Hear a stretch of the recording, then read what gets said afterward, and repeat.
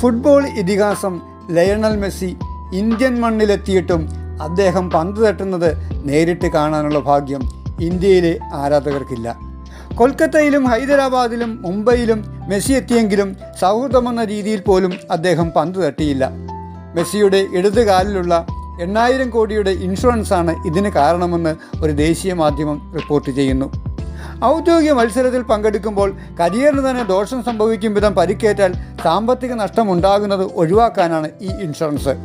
സ്വന്തം രാജ്യത്തിനോ ക്ലബിനോ വേണ്ടിയല്ലാതെ ഫുട്ബോൾ തട്ടി മെസ്സിക്ക് എന്തെങ്കിലും പരിക്ക് പറ്റിയാൽ ഈ ഇൻഷുറൻസ് കിട്ടുകയില്ല. അതുകൊണ്ട് സ്വന്തം രാജ്യത്തിനോ ക്ലബിനോ വേണ്ടിയല്ലാതെ ഫുട്ബോൾ തട്ടാൻ മെസ്സിക്ക് കഴിയുകയില്ല.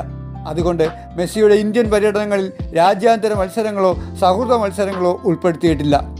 യൂറോപ്പിൽ 3 കിരീടങ്ങൾ സ്വന്തമാക്കിയ മിനർവ അക്കാദമി FCCയുടെ യൂത്ത് ടീമിനെ ലയണൽ മെസ്സിയുടെ ഗൂട്ട് ഇന്ത്യ ടൂർ ഡൽഹി ലെഗിൽ ആദരിക്കും.